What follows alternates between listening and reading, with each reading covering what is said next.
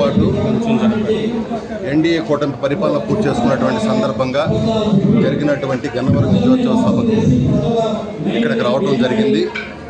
ఇవాళ ఈ 2 సంవత్సరాల్లో కూటమి ప్రభుత్వ హయాంలో సంక్షేమం ఏం జరిగింది, అభివృద్ధి ఏం జరిగింది, బిడ్డల భవిష్యత్తు కోసం ఎలాంటి పరిశ్రమలు వచ్చినాయి ఈ రాష్ట్రానికి, ఎలాంటి ఉద్యోగాలు ఈ బిడ్డలకు ఇస్తున్నాం, రాబోయే రోజుల్లో ఎలాంటి ఉద్యోగాలు ఇవ్వబోతా ఉన్నాం అనే విషయాల్ని ఈ గన్నవరం సభలో చెప్పడం జరిగింది.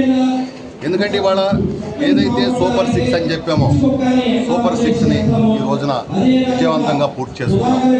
దాంతోపాటుగా అభివృద్ధి చూసుకున్నట్టయితే ఒకే ఒక్క ఉదాహరణతో చెప్తాను నేను.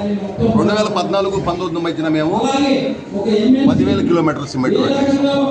వైసీపీ ప్రభుత్వ హయాంలో 1000 కిలోమీటర్లు వేశారు.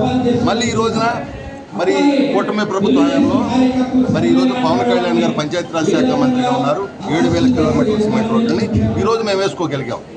ఆ విధంగా అభివృద్ధి, సంక్షేమం మేము 2 కళ్ళతో తీసుకెళ్తాం. దీంతో పాటుగా బిడ్డల భవిష్యత్.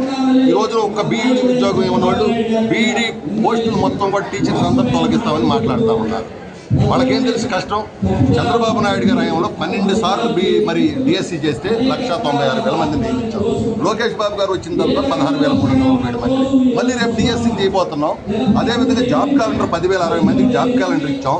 ఇది కాకుండా ఈ 2 సంవత్సరాల్లో దాదాపుగా 23 లక్షల కోట్ల పెట్టుబడి, 23 లక్షల మందికి బిడ్డల భవిష్యత్తు కోసం, ఉద్యోగ కల్పన కోసం చాలా పెద్ద ఎత్తున ఈ రాష్ట్రంలో పరిశ్రమలు వస్తూ ఉంటే కనీసం వచ్చినటువంటి పరిశ్రమలు వస్తూ ఉన్నాయి, వీళ్ళు అభివృద్ధి చేస్తున్నారు, సంక్షేమం చేస్తున్నారు అని కనీసం ఆహ్వానించకుండా అబద్ధాలు చెబుతూ ఉన్నారు. తీసేస్తాండి వచ్చిన తర్వాత. ఈయనే తీసేశారు. ఈయన మళ్ళీ రావడం అనేది కళ. ఎందుకు అంటున్నానంటే ఈ మాట, ఇవాళ ప్రజలందరూ కూడా 5 సంవత్సరాల్లో ఎన్ని బాధలు పడ్డారో ఎన్ని కూడా తెలుసుకున్నారు. నిన్నే అమర్నాథ్ గౌడ్ చనిపోయి 3 సంవత్సరాలు.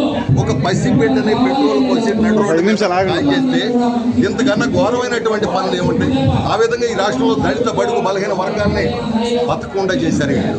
అంతేకాకుండా వ్యవస్థలన్నింటినీ కూడా సర్వనాశనం చేశారు, అప్పులు చేశారు, తాకట్లు పెట్టారు, రంగులు వేశారు. కాబట్టి ప్రజలే వాళ్ళు అనుకున్నారు. ఖచ్చితంగా కూటమి చేసిన 2 సంవత్సరాల అభివృద్ధి, సంక్షేమం చూద్దాం. భవిష్యత్తులో కూడా మా కూటమి అంతా ఐకమత్యంతో కలిసి పనిచేసి ఇక ఈ రాష్ట్రాన్ని ఒక అనుభవం కలిగినటువంటి ముఖ్యమంత్రి నారా చంద్రబాబు నాయుడు గారి నాయకత్వంలో, పవన్ కళ్యాణ్ గారి నాయకత్వంలో, మా నారా లోకేష్ గారి నాయకత్వంలో, పైన నరేంద్ర మోడీ గారి సహకారంతో ఈ రాష్ట్రాన్ని పోలవరం కావచ్చు, రాజధాని కావచ్చు, అదేవిధంగా బిడ్డల భవిష్యత్తు కావచ్చు, అభివృద్ధి కావచ్చు, పెద్ద ఎత్తున చేస్తామని చెప్పి తెలియజేస్తా ఉన్నారు.